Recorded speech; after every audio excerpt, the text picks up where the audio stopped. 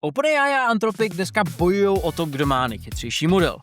Google v tomhle souboji možná je v posledních týdnech trošičku pozadu, ale Google hraje ještě jednu hru. Zatímco ostatní lákají firmy do cloudu, tak Google tiše obsazuje i místo, kam cloud nikdy nedosáhne. Váš počítač, váš telefon, váš server na dílně. Bez internetu a bez měsíční faktury. Bez toho, aby vaše data opustila budovu. Dneska to vypadá jako marginální segment. Za 2 roky to může být ale ten nejdůležitější trh v celém průmyslu. Mluvím o dominanci Google v lokálních malých AI modelech. Gemma 4 a Diffusion Gemma. Pohodlně se usaďte, protože začínáme. Já jsem Marek Bartoš a my jsme Callbrain. Mimochodem, pokud vás zajímá odhalování skutečných mechanismů pod povrchem technologií a umělé inteligence, tak dejte tomuhle kanálu odběr. Mám nový křeslo. Mám nové křeslo. We do not care. Dneska prosím vás zapomeňte na grafy z benchmarků a porovnání těch serverových bestií. Ta pravá pointa je totiž úplně jinde. Propast mezi špičkovým cloudovým modelem a levným lokálním modelem neznamená rozdíl mezi něčím, co je užitečný a něčím, co je k ničemu.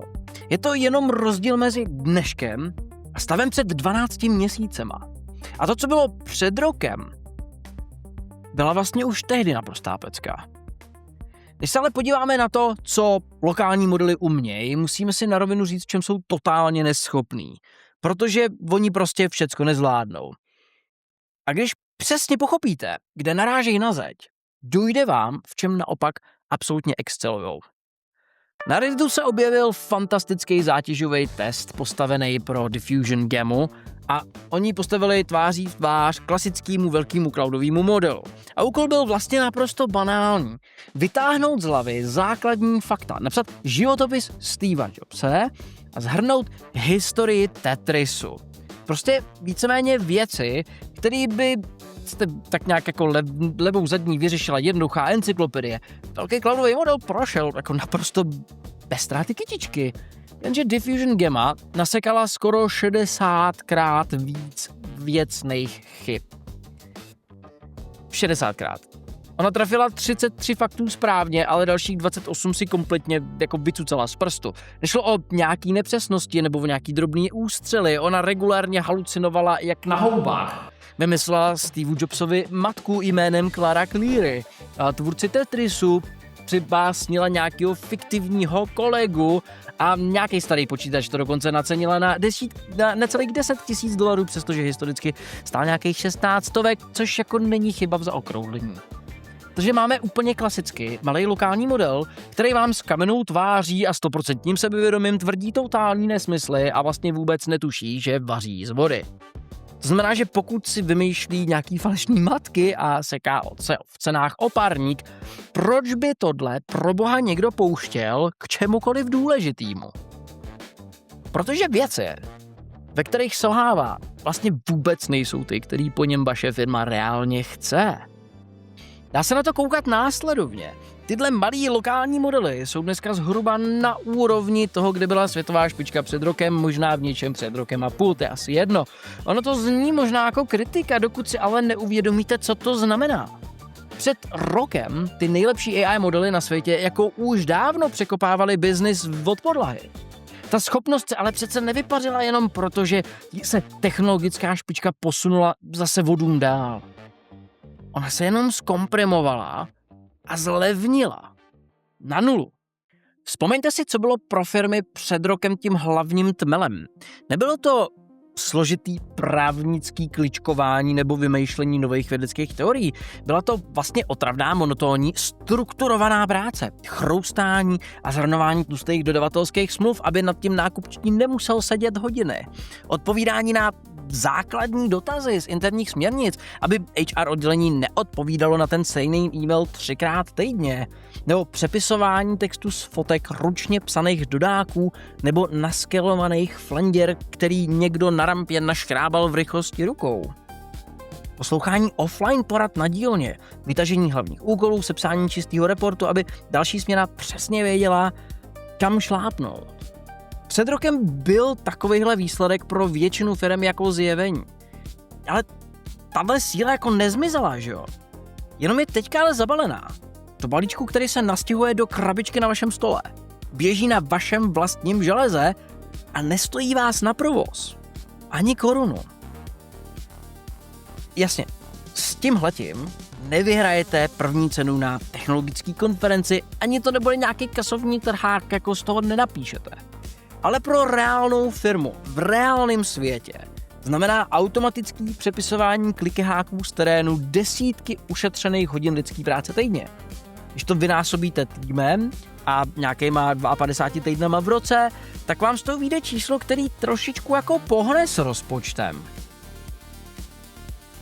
Pointa malých modelů není v tom, že nahradíte ředitele. Je víceméně v tom, že se zbavíte té nejhorší rutiny, takový ty špinavý práce. A v té jsou lokální modely, kovaný profíci, v té strukturovaný opakující se robotě, kde stačí aplikovat jasný pravidla na běžné situace a ruku na srdce. Právě tohle to tvoří drtivou většinu toho, co firmy od AI běžně potřebují. A pokud víte, že existuje nějaká takováhle práce, která se vás přesně takhle týká, otravná rutina, o který máte pocit, že by to AI zvládla, nebo jste to s ní dokonce zkoušeli a zadávají ti to ručně a chtěli byste, aby to fungovalo automaticky, nebo lokálně, právě na Gemě, protože víte, že jsou to citlivý data, tak přijďte na Hands-on AI 1.1. Je to workshop, který se soustředí na to, abyste pochopili, co to je automatizace a agentická workflow. Není to o tom, že přijdete a řeknete AI něco udělá a ono to najednou magicky funguje. Vůbec. Musíte AI dát jasný pravidla, jasnou strukturu a vybrat konkrétní body, kde ta špinavá práce, kterou má udělat za vás, je odhalená. Já vás tam naučím, jak nad tím přemýšlet, kde a jak AI nejlíp funguje, kde je potřeba a kde naopak potřeba není. Zároveň se pokusíme odblokovat a otevřít vaše vnitřní stavidla tak, abyste dokázali práci rozpadnout na malý kroky. Dobře popsat vlastní rutinu a následně tyhle logické kroky předávat i lokálnímu modelu, o kterém se budeme bavit v tomhle videu. Na Hands-onu zároveň dostanete několik vzorových automatizací, některé jsou hodně komplexní, třeba ty na e-maily a tak podobně, a některé velmi jednoduchý. A vždycky budou s jasným vysvětlením, abyste o tom dokázali jako hezky přemýšlet a dokázali ty věci posouvat dopředu. Jedná se o upgrade původního Hands-onu, takže pokud máte zájem, tak doražte. Přihlásit se můžete na webu www.marekbartoš.ai. Teďka zpátky do videa, protože v tenhle moment přestává být lokální provoz jenom o penězích, ale začíná jít do něčeho trošičku hlubšího. Protože mít model u sebe neznamená jenom šetřit. Znamená to strukturální změnu v tom, kdo tu inteligenci vlastní a ovládá a jak moc můžete ukázat záda technologickým gigantům, na kterých momentálně jste závislí. Lokální provoz znamená, že ta AI žije do posledního bitu na zařízení, který fyzicky držíte v ruce. Je stažená v mobilu, v notebooku, nebo na Macu mini, nebo u nějaký mašiny. Ani kousek z toho, co zadáváte, nelízne cizí server. Žádný API nevolají nebo neposílají vaše firemní tajemství do datových center někde v Holandsku, v Německu nebo v Americe. Firemní data neopouštějí budovu a pro spoustu lidí je tohle důležitý. V tuhle chvíli to začíná být použitelný. Informace o klientech zůstávají na vašich discích a neexistuje žádný počítadlo, který by vám s každým dotazem zvedalo měsíční předplatný. Za hardware zaplatíte jednou a už nemusíte moc a ten model vám slouží, jestli ne věčně, tak jako fakt hodně dlouho. Pro právnickou firmu, která třeba listuje v citlivých spisech, nebo pro kliniku, co řeší zdravotní karty pacientů, je tohleto vlastně víc než jenom příjemný bonus. Ono to je vlastně často jediná legální cesta. A všechno to závisí na jedné jediné dovednosti. Dovedete vaši práci rozpadnout na dostatečně malý krůčky tak, aby ten malý krůček dokázal vykonat lokální model? Pokud ano, tak to udělejte hned a na nic nečekejte, protože totiž potom je tohleto místo, kde se skutečně dají najít na AI opravdový peníze. A je to čím dál tím jednodušší to takhle rozpadnout. Pak ale logicky přichází otázka, jak pro boha nacpete komplexní AI do laptopu nebo na malý počítač, když to ještě před rokem a půl vyžadovalo ohromný server. Klíč se jmenuje QAT, neboli Quantization Aware Training, neboli trénování svědomí následného ořezání, hádám, že bych to pojmenoval. Prostě obrovský kus paměti modelů spolknou takzvaný vyhledávací tabulky v slovníku. Je to v podstatě lexikon, podle kterého model chápe a skládá slova. Každý výraz, na který může narazit, má v této tabulce svůj vlastní číselný kód a tyhle seznamy rostou rychlejc než lajky na Reichlově příspěvku. Google na to šel ale strašně chytře a nasadil na tohleto kompresní dietu, ale už při trénování. Smrsknul tyhle tokenové embringy, neboli ten zmíněný slovník, na naprostý minimum, na pouhý 2 bity. Na první dobrou to zní vlastně tak, že z toho modelu museli udělat úplnýho idiota.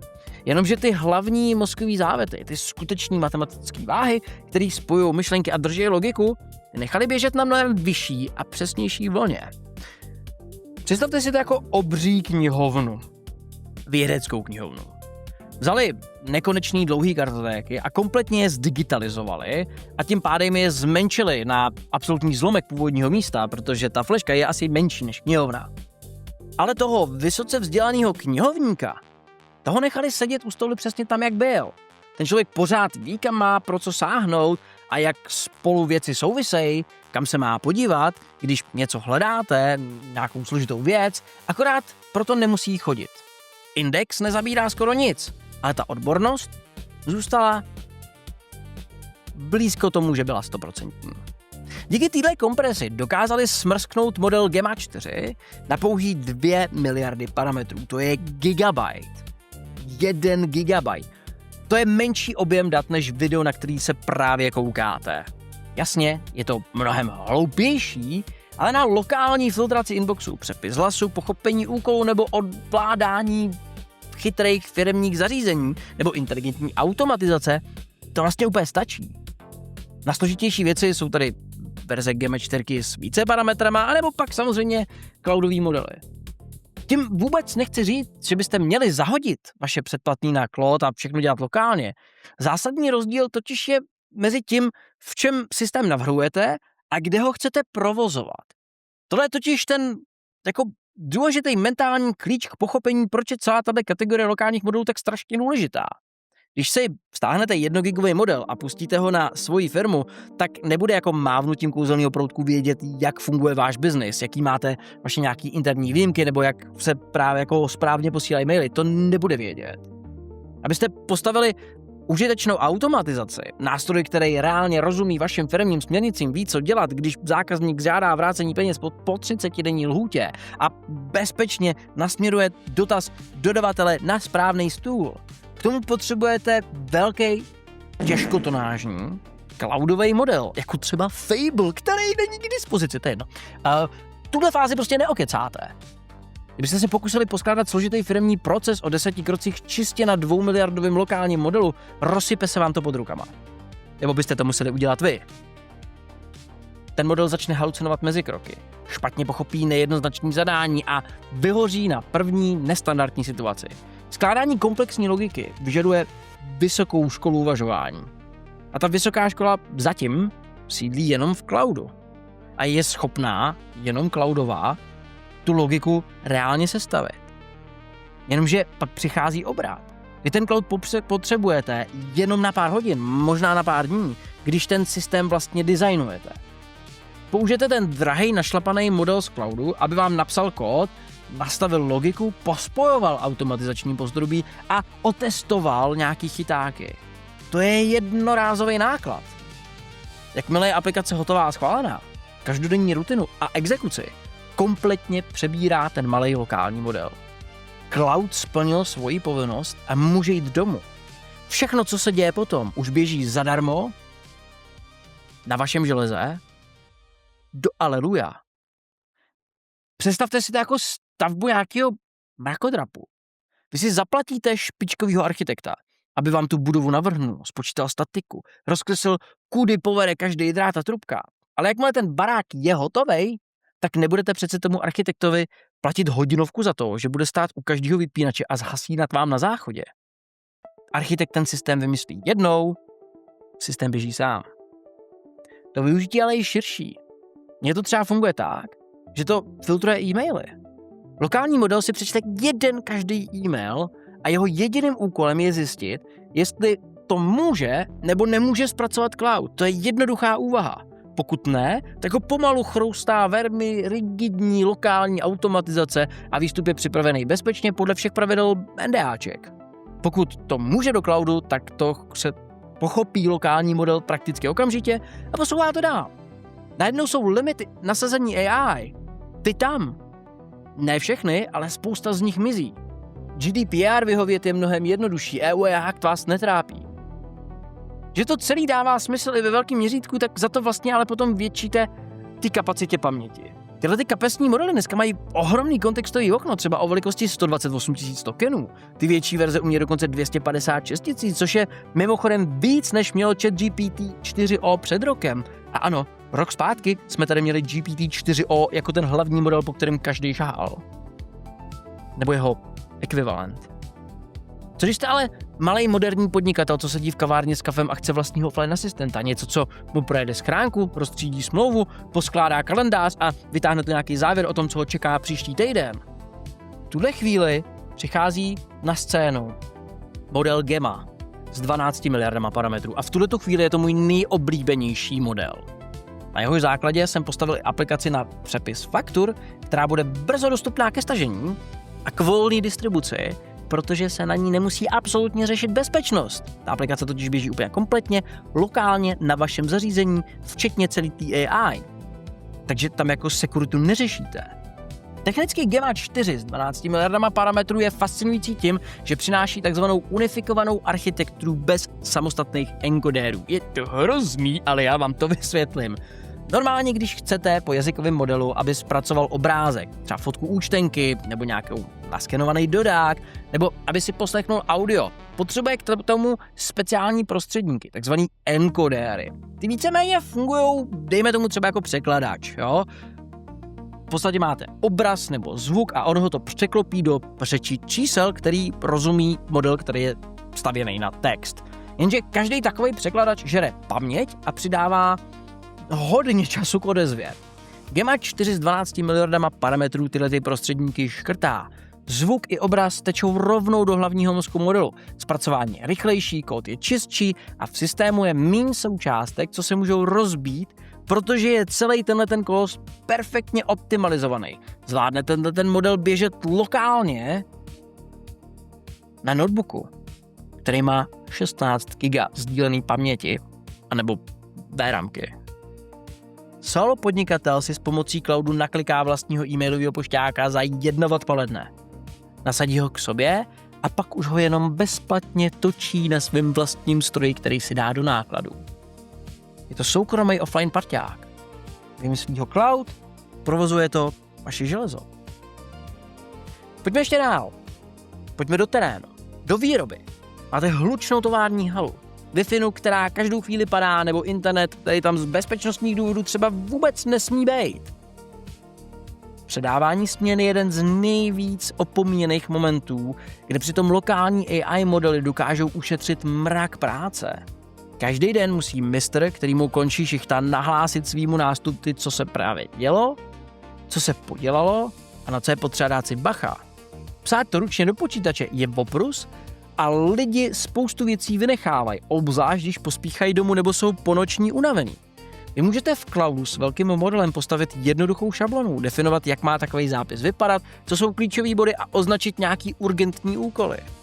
A pak tuhle inteligenci nahrajete do levný, odolný krabičky přímo na dílně s modelem Gemma 4. Tyhle modely mají totiž zpracování zvuku, zadátovaný přímo v sobě, jejich rozpoznávání řeči funguje spolehlivě i v hlučném industriálním kraválu a kompletně offline. Mistr prostě namluví nějaký report do krabičky, lokální model řeč přetaví do textu, srovná do přehledných bodů a sám uloží, kam patří. Postaveno jednou, funguje to navždycky, lokálně a pak už vlastně zdarma. Tenhle ten vzorec se opakuje v každém z těch příběhů. Je tady ale ještě jeden zádrhel, který by celou tuhletu myšlenku mohl v praxi spolehlivě pohřbít, pokud to nevyřešíme. Lokální modely mají smysl jenom v momentě, kdy jsou dostatečně rychlí, aby stíhali lidský pracovní tempo. Pokud budete čekat 3 minuty, než vám lokální model vygeneruje prostou odpověď na e-mail, tak si ten e-mail radši napíšete sami. Čas, který strávíte čekáním, vám spolkne vlastně veškerou úsporu, kvůli který jste to dělali. Rychlost není ve spoustě případů, někdy je úplně zbytečná, ale ve spoustě případů to není třešnička na dortu. Rychlost je základní pilíř spousty věcí, které mají tyhle modely dělat.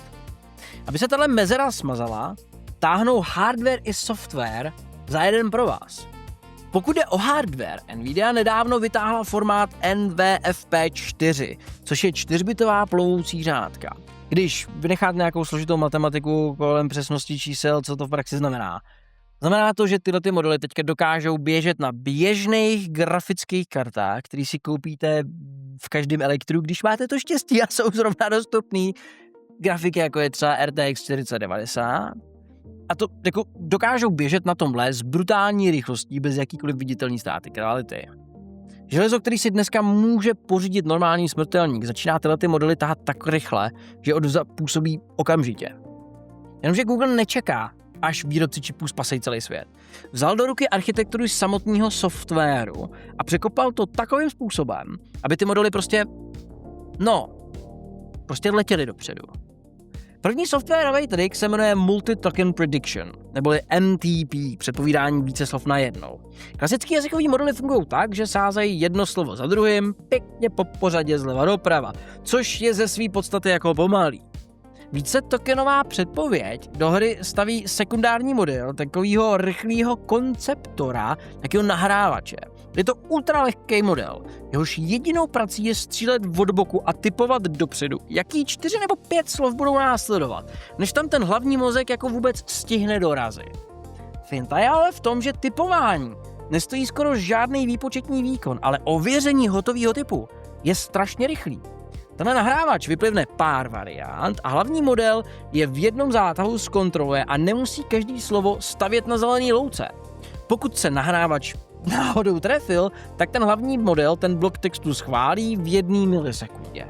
Tím se kompletně odbourá špunt, kdy se muselo čekat na každý jednotlivý písmenko. Token slovo, chápete? Je to jako kdybyste dali juniorovi v kanclu za úkol předpřipravit e-mail. Šéf mu nediktuje každou čárku. Šéf se podívá na hotový draft, proletí ho očima a buď ho podepíše, nebo opraví chyby. Celý proces je nesrovnatelně rychlejší, než kdyby šéf ten e-mail smolil sám od nuly. Podle měření tenhle ten paralelní způsob ověřování zrychluje provoz až 3násobně, přičemž kvalita textu neutrpí ani o chlup, protože finální razítko dává pořád ten samý hlavní velký model. To je strašný posun. Ale až ta druhá softwarová vychytávka, Diffusion Gamma, obrací logiku skládání slov úplně na nube. Vychází z dlouho trvajícího testu Gemini Diffusion, ale momentálně je dostupná pro kohokoliv a opět lokálně. Běžný jazykový modely fungují, jak jsem říkal, jako psací stroj. Jedou zleva doprava, slovo za slovem. Začátek věty existuje dřív, než její konec. Jak už to tak bývá. To má ale jeden důsledek, který spoustě lidí nedochází. Pokud model na začátku věty šlápne vedle, tak se vlastně vmanévruje do logické pasti a už se z ní nemůže vrátit. Musí psát dál a horko těžko kecávat chybu, kterou už stihnul pustit ven. Znáte ten pocit, kdy začnete mluvit na vás a v půlce věty vám dojde, že vlastně vůbec netušíte, jak se z té myšlenky dostat ven, ale už jste se rozjeli, tak to prostě musíte nějak s kamennou tváří doklepat? Víc vlastně klasický jazykový modely prožívají tenhle ten moment v jedné každý větě. Diffusion Gamma na to dále úplně jinak. Zapomeňte na ten psací stroj, lepší příměr je sochař, který má před sebou beztvarý kus hlíny. Vezme blok 256 tokenů, což je zhruba odstavec, nevím, něco takového, a hodí je na plátno, prostě úplně všechny najednou, jako čistý digitální šum. A potom se na ten odstavec podívá a jako celek s každým dalším průchodem ten čup odsekává a čistí. Celý ten odstavec je broušený paralelně, v každém kroku, dokud z té mlhy, z toho bordelu nevyklouzne srozumitelný text. Začátek věty tak moc dobře ví, co bude na jejím konci, ještě než se napíše finální slovo. A může se podle toho přizpůsobit nebo dokonce úplně změnit, aby text dával větší smysl. Tomu se říká obousměrná pozornost. Rychlost, kterou tímhle stylem dostanete, je neskutečná. Přes 1000 slov za sekundu na jedné relativně běžný grafický kartě. A tohle je ale taky přesně ten důvod, proč si ten model vymyslel onu matku Steva Jobse, Claru Cleary. Slabinou Diffusion Gemmy je totiž lovení konkrétních encyklopedických dat z paměti. Její nejsilnější stránkou je naopak strukturální provázanost. Udržet celkový tvar textu tak, aby každá část dokonale ladila se vším ostatním zároveň. Proto s ní nevyhrajete vědomostní kvíz, ale je naprosto geniální na úkoly, kde výsledek závisí na vnitřní logice celku, na programování, formátování dat a na jakýkoliv proces, kde konec logiky navazuje nebo svazuje a definuje začátek. Proto fungovalo Mercury. Tohle není horší verze něčeho starého. Je to úplně nová sada schopností, která přesně pasuje na strukturovaný opakující se úkoly, na ty úkoly, který po lokální AI chceme. Když tohle všechno potom poskládáte dohromady, model Gemma 4 s 2 miliardama parametrů smyslitelný na 1 gigabyte, díky tomu, že autoři nechali naživu jako chytrýho knihovníka a zmenšili mu kartotéku na velikost flešky. Verze s 12 miliardama parametrů, která vyhodila překladatele, takže zvuk a obraz tečou přímo do logického centra, je to rychlý. Kontextový okna o velikosti 128 a 250 tisíc slov, který v lokální paměti udrží tisíce stránek interních dat najednou. MTP nahrávač, který kouká dopředu, takže hlavní mozek text jenom schvaluje, místo toho, aby ho smolil po slovech. Diffusion Gemmu, která skládá odstavce jako ucelený systémy, takže se sama nechytí do vlastní logické pasti. A k tomu NVFP4, díky kterému běžní grafiky točí tyhle ty modely v reálném čase. 2 architektonické zásahy, které se společně vlastně znamenají trojnásobený zrychlení, aniž by klesla kvalita výstupu. Tohle všechno se neděje proto, aby tyhle ty modely konkurovaly obřím cloudům. Je to něco mnohem praktičtějšího. Vzít ty každodenní, stereotypní, strukturovaný úkoly, zápisy ze směn, kontroly smluv, listování v předpisech, přepisy skladových formulářů, záznamy z výslechů policie. A odstěhovat tyhle věci permanentně do offline bezpečného světa. Udržet citlivý data pod vlastní střechou, smazat měsíční faktury, který naskakují pokaždý, když se někdo v týmu zeptá na úplnou banalitu. Zaplatit cloud jednou při vývoji za ten těžký start. A samotný provoz potom točit na vlastním železe zalevno navždy. Když dneska lidi mluví o lokální AI, většinou vědí generování textu a shromažďování dokumentů, který je k ničemu nebo špatný. To jsou očividné věci, které se zlepšejí. Jenomže difuzní modely mají schopnosti, které sahají daleko za obzor toho, kam se dneska většina lidí vůbec dívá. Oni totiž neumějí jenom skládat slova, oni umějí nacházet skrytý vzorce v systémech, kde se potkává spousta proměnných a nejistot. Jsou naprosto geniální v odšumování, v tom, jak narovnat a dopočítat vazby v celé struktuře najednou, místo toho, aby je řešili po pořadě. Představte si data, které protýkají běžnou firmou a nemají s textem vůbec nic společného. Složitý výkyvy v zásobách na stovkách produktových řád, kde se potkává sezónnost a nepředvídatelnost dodavatelů. Návštěvnost vaší prodejny, která se mění podle počasí, lokálních akcí a desítek dalších faktorů, se kterými nikdy nikdo nepočítal. Vzorce spotřeby energií na dílně, kde drobné odchylky dokážou předpovědět poruchu na stroji celý týdny předtím, než se mašina reálně zastaví. Co se změní všechno ve chvíli? Že vaše levná offline krabička nebude jenom třídit maily, ale bude na ní běžet lokálně difuzní model, který bude dělat časové předpovědi nad vašima reálníma provozníma datama. Model, který vám přesně řekne, kdy vám dojde konkrétní součástka do výroby na základě toho, jak reálně spotřebováváte materiál. Model, který zmapuje energetické anomálie dřív, než se promění v nějakou drahou odstávku. A to všechno modelovaný v soukromí, na vašem hardwaru, s vašima datama, bez toho, aby se kdokoliv cokoliv dozvěděl. Bez strachu o vaše firemní know-how. Budoucnost lokální AI sahá daleko za hranice chatování a psaní nějakých výtahů. Míří k privátním předpovědím v reálném čase, který pohánějí čistě hardware, co fyzicky vlastníte. Pokud máte pocit, že to je nesmysl, že to nikdy nepůjde, vzpomeňte si na listopad 2022. Jak hloupý a pomalý bylo to gigantický cloudový chat GPT 3,5. Schopnost, na kterou jste před 4 lety potřebovali super počítač, vám dneska běží na levném notebooku na kuchyňském stole, úplně odříznutá od internetu. Samá síla, za kterou jste dřív platili měsíční výpalný, která bydlela v cizím cloudu, se smrskla do věci, kterou kompletně vlastníte a provozujete zdarma. Revoluce je lokální. Jako vždycky, díky za sledování. Ahoj.